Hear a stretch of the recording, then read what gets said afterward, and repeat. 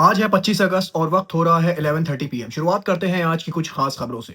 दोस्तों, पुर्तगाल ने अपने कंट्री में पूरी तरह से नकाब और बुर्के को बैन कर दिया है। अब कहीं भी पब्लिक में कोई भी अपने फेस को कवर नहीं कर सकता। ये पुर्तगाल कह रहा है कि हमने नेशनल सिक्योरिटी के चलते किया है। कोई भी पब्लिक प्लेस में नकाब और बुर्का नहीं पहन पाएगा। मतलब औरतें जो नकाब और बुर्का पहनती थी पुर्तगाल में, तो अब वहां पर नकाब और बुर्का वो नहीं पहन पाएंगी। अब मैं खबर आपको ईरान से बता दूं। दोस्तों, इराक ने ईरान और सऊदी अरब के सामने एक बात अपनी पेश करी है। उसमें कहा गया है कि ईरान, इराक और सऊदी अरब मिलकर एक जॉइंट सिक्योरिटी काउंसिल बनाएगा और इसके तहत, जैसे कि आपने देखा है कि मक्का एग्रीमेंट हुआ है, उसमें सऊदी अरब, पाकिस्तान और टर्की है, उसी तरह का एक जॉइंट सिक्योरिटी काउंसिल बनाने की पेशकश करी है इराक ने। अब मैं खबर आपको इजराइल से बता दूं। यूरोविजन 2027 होने वाला है, जिसमें बताया ये जा रहा है कि अब इजराइल भी पार्टिसिपेट करेगा। इसी को देखते हुए रिपोर्ट के मुताबिक ये कहा जा रहा है कि नीदरलैंड ने जो अपना पार्टिसिपेशन था वो वापस ले लिया। मतलब अब नीदरलैंड यूरोविजन में पार्टिसिपेट नहीं करेगा।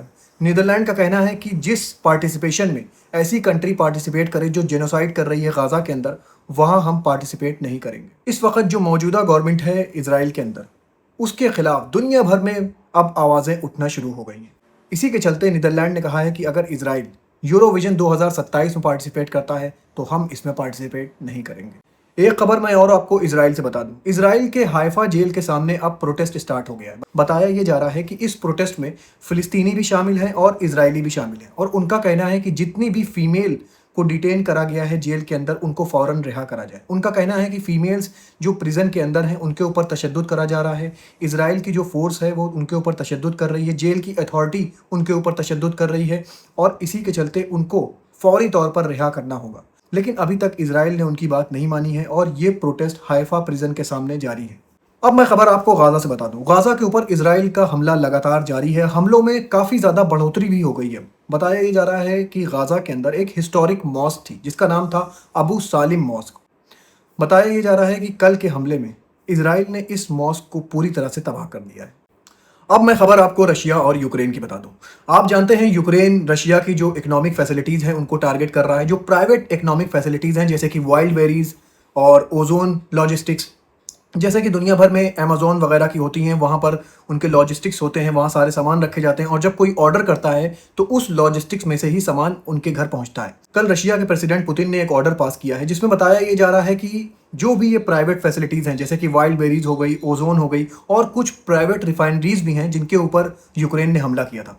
तो पुतिन के इस ऑर्डर में कहा गया है कि अगर ये प्राइवेट ऑर्गेनाइजेशन अपनी फैसिलिटीज़ का प्रोटेक्शन नहीं कर पाएंगी तो इसको गवर्नमेंट कंट्रोल कर लेगी। इस ऑर्डर के तहत बताया ये जा रहा है कि अगर इन फैसिलिटीज़ पर हमला होता है और इनके ओनर उस फैसिलिटीज़ को फौरी तौर पर मेंटेन नहीं कराते हैं, तब भी गवर्नमेंट इसको अपने कब्जे में ले लेगी। बताया ये जा रहा है कि आजकल यूक्रेन रशिया के बहुत अंदर तक हमला कर रहा है। मॉस्को पर हमला हो रहा है, रशिया की बड़ी बड़ी सिटीज़ पर हमला हो रहा है, और रशिया की जो मिलिट्री फैसिलिटीज़ है उस पर हमले कम हो रहे हैं, और जो प्राइवेट फैसिलिटीज़ है उस पर हमले ज़्यादा हो रहे हैं। इसी के चलते पुतिन ने कहा है कि अगर ये प्राइवेट फैसिलिटीज़ अपनी प्रोटेक्शन नहीं कर सकती तो ये सारी फैसिलिटीज़ को रशिया की गवर्नमेंट अपने कंट्रोल में कर लेगी। अब मैं आपको आज की सबसे अहम खबर बता दूं।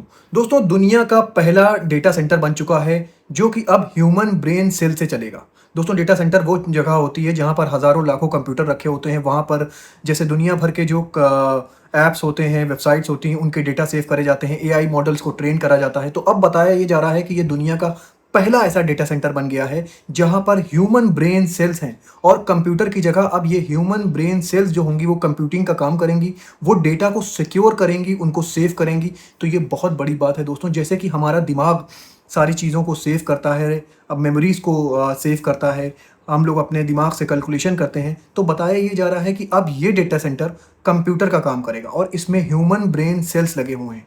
अगर आप इसकी डिटेल रिपोर्ट चाहते हैं तो कमेंट सेक्शन में यस लिखिए। मैं इसके रिगार्डिंग एक डेडिकेटेड वीडियो लेके आऊँगा जिसमें आपको बताऊँगा डेटा सेंटर कैसे होता है, कैसे चलता है, और ह्यूमन ब्रेन सेल से अब वो कैसे ऑपरेट होगा। अब दोस्तों, एक इंपॉर्टेंट बात, आप अपने इस कुरानिक प्रॉम्प्ट यूट्यूब चैनल को सपोर्ट करने के लिए मेरा ज्वाइन मेंबरशिप का प्लान ले सकते हैं। आप मेरे यूट्यूब की जब होम स्क्रीन पर जाएंगे तो वहां पर ज्वाइन मेंबरशिप का एक ऑप्शन है, वहां से आप वो प्लान ले सकते हैं। जिससे क्या होगा कि मेरे चैनल को सपोर्ट मिलेगा और मैं आपके पास ऐसे ही जेन्युइन खबरें लेकर आता रहूँगा। अब मैं आपको वेदर रिपोर्ट बता दूँ। मैंने आपको बताया था इंडोनेशिया में वाइल्ड फायर लग चुकी है और बताया ये जा रहा है अभी भी इंडोनेशिया में वाइल्ड फायर लगी हुई है और इसी के चलते जो वहाँ पर ट्रेडिशनल हाउसेस थे वो अब जलकर राख हो गए हैं। इंडोनेशिया के लॉम्बोक रीजन में ये सारे हाउसेस जलकर तबाह हो गए हैं और अभी भी ये आग बुझी नहीं है। ये आग अभी भी इंडोनेशिया के अंदर धधक रही है। शुक्रिया दोस्तों, मैं आपके सामने ऐसे ही खबरें लेकर आता रहूँगा। अपना बहुत ख्याल रखिए और मुझे भी अपनी दुआओं में याद रखिए।